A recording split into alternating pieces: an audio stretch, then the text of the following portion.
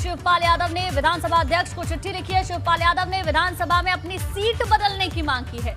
अखिलेश यादव के ठीक पीछे वाली लाइन में बैठते हैं शिवपाल यादव। वरिष्ठता के आधार पर शिवपाल यादव ने सीट बदलने की मांग की है। समाजवादी पार्टी के विधायकों से दूरी चाहते हैं शिवपाल सिंह यादव।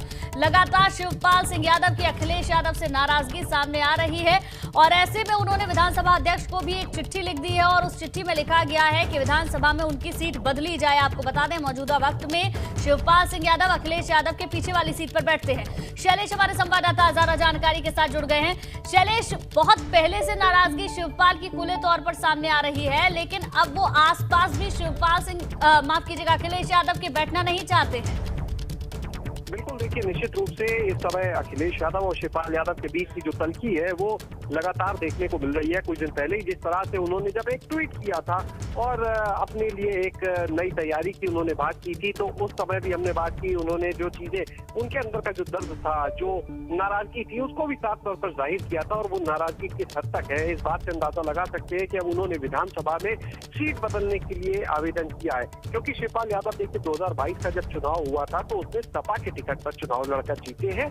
ऐसे में जब सपा के विधायकों के सीटिंग अरेंजमेंट की लिस्ट वहां पर दी गई तो उसमें शिवपाल यादव का भी नाम शामिल किया गया और यही वजह है कि अब शिवपाल यादव जो है वो क्योंकि नहीं बैठना चाहते सपा के विधायकों के साथ, वो अखिलेश का साथ नहीं चाहते हैं, इसी वजह से उन्होंने ये लेटर जो है वो विधानसभा अध्यक्ष को लिखा है कि उनकी जो सीट है उसको बदल दिया जाए। तो उसमें ये भी कहा गया है कि सीनियोरिटी के आधार पर जो है वो उन्होंने सीट बदलने की मांग की है।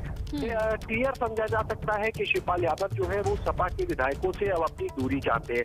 हालांकि एक चीज आपको और बताएं, हम अपने दर्शकों को ये क्लियर कर दें कि ये पत्र जो है वो सत्र शुरू होने के एक दिन पहले ही लिख दिया गया था। देखिए, हमारे जो सूत्र है, पुख्ता सूत्रों ने कंफर्म किया है कि एक दिन पहले ही ये पत्र लिख दिया गया था। उसके बाद कल सत्र का पहला दिन था, आज दूसरा दिन था। हालांकि इस पर अभी फैसला नहीं हो पाया। उसके पीछे देखिए कई कारण है, जिसमें से एक कारण ये भी माना जा रहा है कि अगर एक किसी सदस्य की सीट को बदला जाता है तो ऐसे में कुछ और लोग जो है वो भी आगे आ सकते हैं अपनी सीट बदलवाने को लेकर। तो जो एक व्यवस्था इस बार यहाँ पर बनाई गई है उसमें समस्या का सामना करना पड़ सकता है।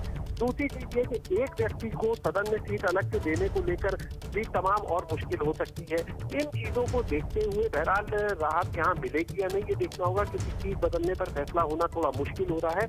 लेकिन शिवपाल यादव ने अपने इस पत्र से ये बिल्कुल साफ जाहिर कर दिया है कि अभी तक जो उनकी पार्टी से दूरी बनी थी, अखिलेश यादव से दूरी बनी थी, अब वो उनके आसपास भी नहीं रहना चाहते हैं, वो उनसे दूर बैठना चाहते हैं सदन में। और देखिए, आप कल का अगर दिन देखिए तो कल जब राज्यपाल का अभिभाषण चल रहा था तो सपा के जो विधायक थे, जो सदस्य थे, उन्होंने काफी वहां पर हंगामा किया, वहां पर उन लोगों ने विरोध किया। लेकिन उस दौरान जब हमने देखा तो शिवपाल यादव और अब्दुल्ला आजम, ये दो लोग ऐसे थे जिनको हमने देखा कि वो शांति से वहां पर बैठे रहे। उन्होंने कोई हंगामा वहां पर नहीं किया। वो बैठे हुए अपनी सीट पर, हमने देखा शिवपाल यादव मुस्कुरा रहे थे। वो बिल्कुल भी जो सपा के लोग हैं उनके सुर से सुर नहीं मिला रहे थे।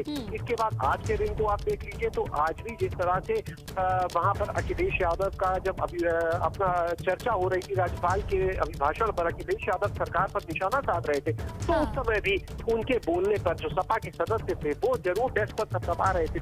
बिल्कुल बिल्कुल शैलेश, ये कहना गलत नहीं होगा कि विधानसभा के अंदर भी सपा में जो टूट हुई है 22 के चुनावों के बाद वो साफ तौर पर देखने को मिली और ये पत्र और इस टूट को साफ कर देता है, क्योंकि शिवपाल यादव सपा के जो विधायक हैं उनसे दूरी बनाना चाहते हैं। शुक्रिया आपका जानकारी के लिए।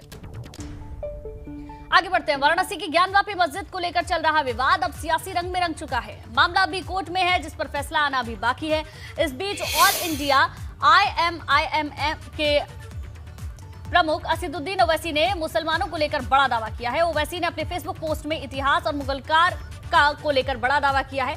ओवैसी ने अपने पोस्ट में कहा कि भारत के मुसलमानों का मुगलों से कोई रिश्ता नहीं है। ओवैसी ने यह सवाल किया कि मुगलों का भारत के मुसलमानों से कोई रिश्ता नहीं है, लेकिन ये बताओ कि मुगल बादशाहों की बीवियां कौन थी। ओवैसी के इस पोस्ट से बड़ा विवाद खड़ा हो सकता है।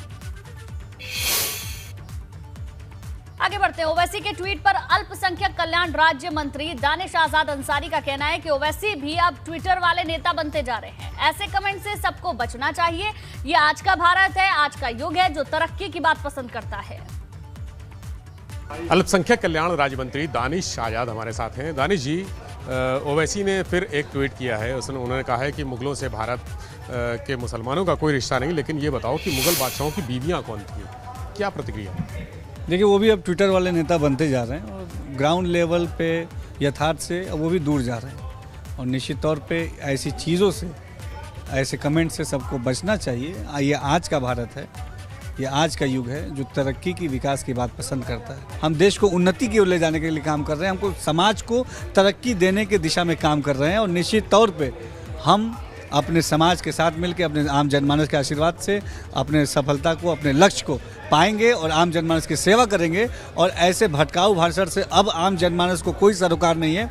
जनता जानती है कि कौन उनके साथ है, इसीलिए जनता ने हमें आशीर्वाद देकर सरकार में कार्य करने का अवसर दिया। और जनता ये भी जानती है कि कौन उनके खिलाफ काम करते थे, इसलिए जनता ने उन्हें सत्ता का बाहर का रास्ता दिखाया। दानिश आज़ाद का कहना है कि प्रदेश के विकास के लिए बात हो रही है और ऐसे विवादित ट्वीट को या विवादित भाषण को बहुत ज़्यादा तवज्जो नहीं देनी चाहिए। कैमरा सहयोगी जितेंद्र के साथ विवेक त्रिपाठी, एबीपी बंगाल, लखनऊ।